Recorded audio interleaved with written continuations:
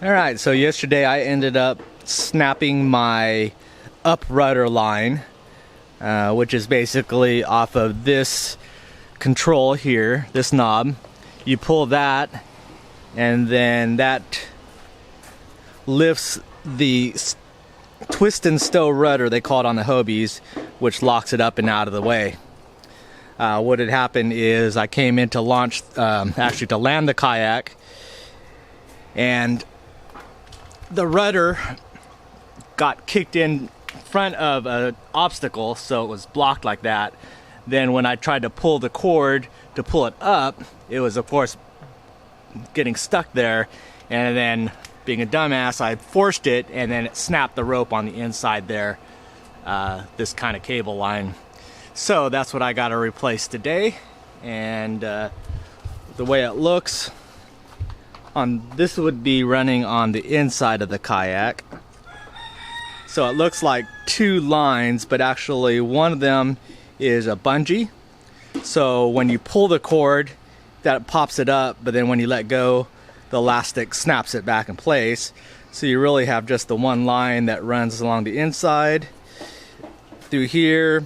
It goes through one of these plastic runners, comes out this port here, which is this exact line, and then to the rudder there, and that's the tip where it ended up breaking. So I'm going to show you two ways. One is to on the water repair, and I'm also going to just replace the whole line. Okay, so we have the option of fixing this broken line two different ways. One, which is the easiest, is to just basically splice in a section and get your length back that you need in order to connect the two again. So realistically, on all the Hobie lines, they basically just use loop-to-loop knots. So like this went all the way to the end, but it broke off, so I'm losing about 6 inches. What you can do, which is oftentimes the easiest, is just basically splice in a foot or so into the center of the line, and then this will get you that length to the end that you need to retie it again. So all you would really need to do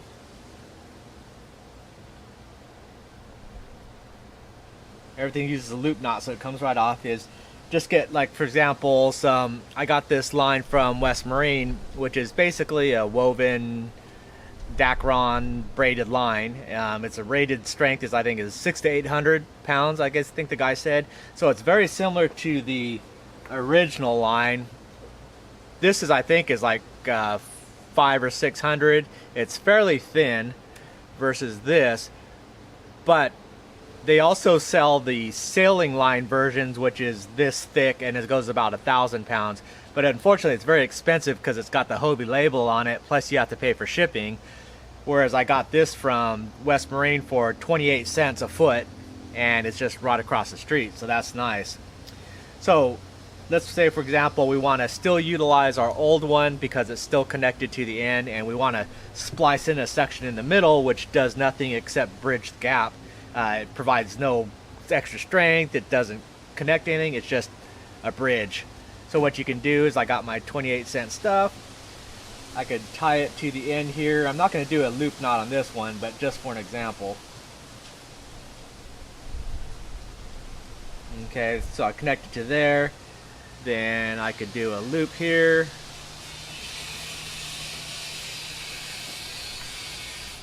take our original line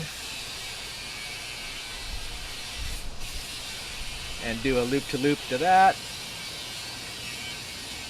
And a loop-to-loop is how Hobie recommends doing it, because it's not tied in, it's not knotted, so you're able to remove it if you need to very easily without any tools. You don't have to cut it, so it's just loop-to-loop.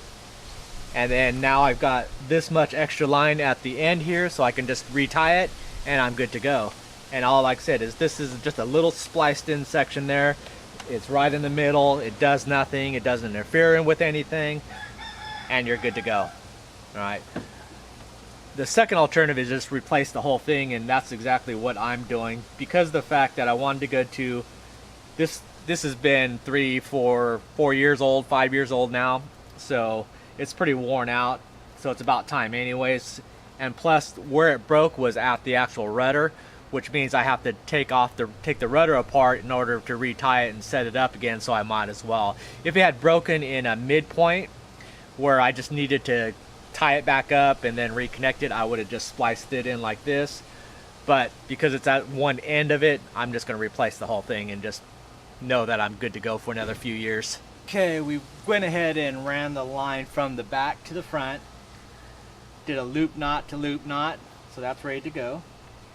So I'm just going to take up the slack and then finish up the mounting in the back. And from the front, I run it through these protective plastics tubes that go through here, the inserts, and then the line is out, coming out. Now we just got to attach it to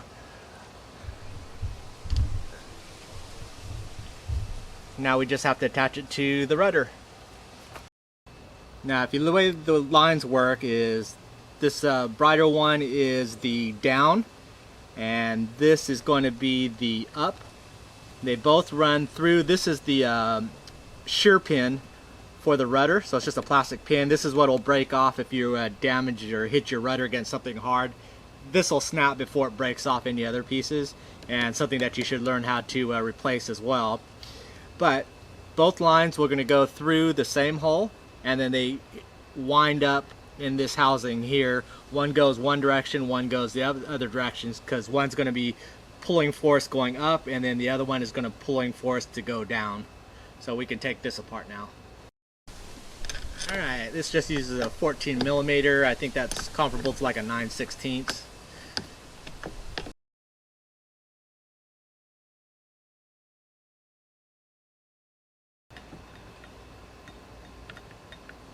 Okay, when you take this apart, you could follow the patterns and be able to see how they're routed around this coil.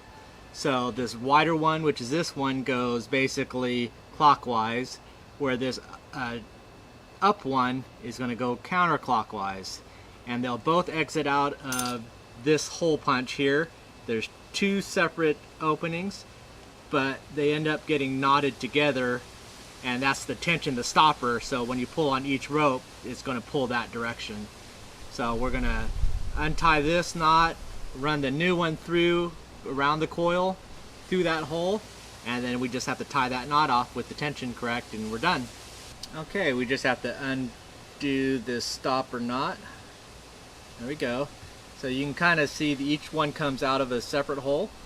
So this one, which is going to be my new up line, will go through, wraps around the edge here, all the way around, and then come through this hole and out, whereas the down line just goes simply around and then out the other hole. And what we're going to do is I've already run the line. Okay, so this is the new line. Oops, give it some tension there. That laps all the way around. It's hard to get. There it goes. So we're going to want to take the tension. This is all the slack line.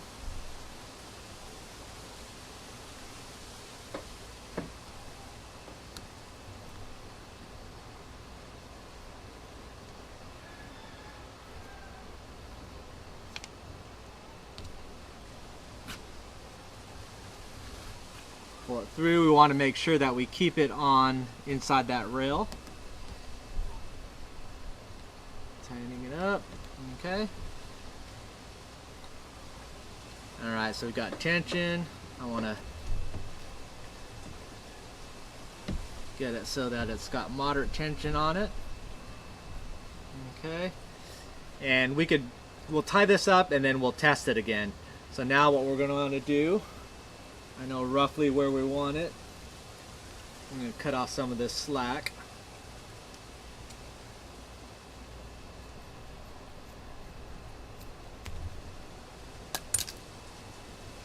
Now we're going to do our stopper knot.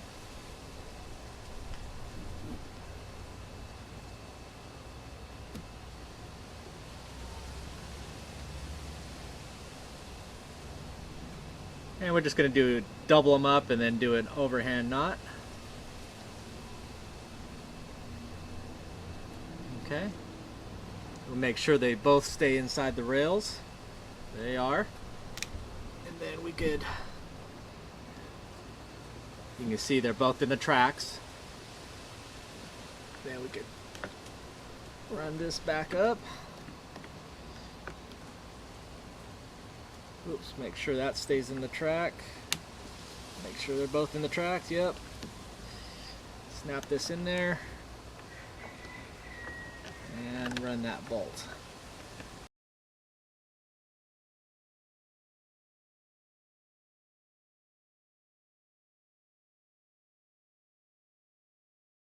Okay, on this nut bolt, you want it, there's a too loose and then it'll be sloppy, and then you run the risk of those lines jumping out of the tracks and then just getting locked up, or going too tight and then it binds it up.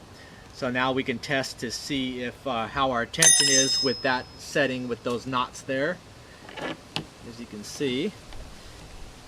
So we can pull on, we'll go and pull and test it. Okay, so here's an issue. So when I pull it, okay, that locked it, but then you see how much slack I've got. So I didn't tie enough tension on that side, so I have to take off more and then tie that knot further up to take this slack off.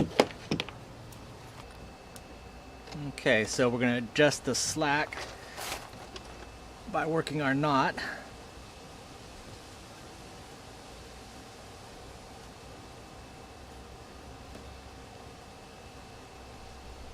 Okay, I added a lot more of tension there. So, just need to get this back on the rails. Both of them are in the rails. Now we could just get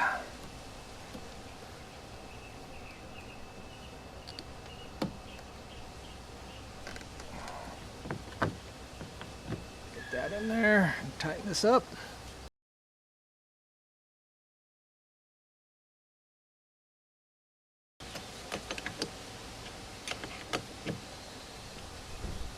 Okay, so that's much extra slack there. Now we can test it out.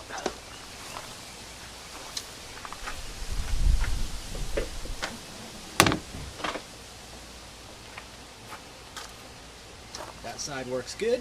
Now let's check the front. Okay, let's see when I pull the front. Okay, that brought it back and it retracts, so we're all good. Alright, we're all done. So we ended up replacing this line here.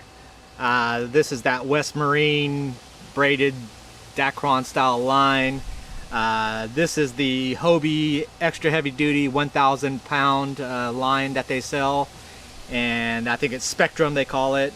Then I've got the original 500 pound Spectra line, and this is where I spliced in the 1,000 pound with the original, because this is a wear zone here.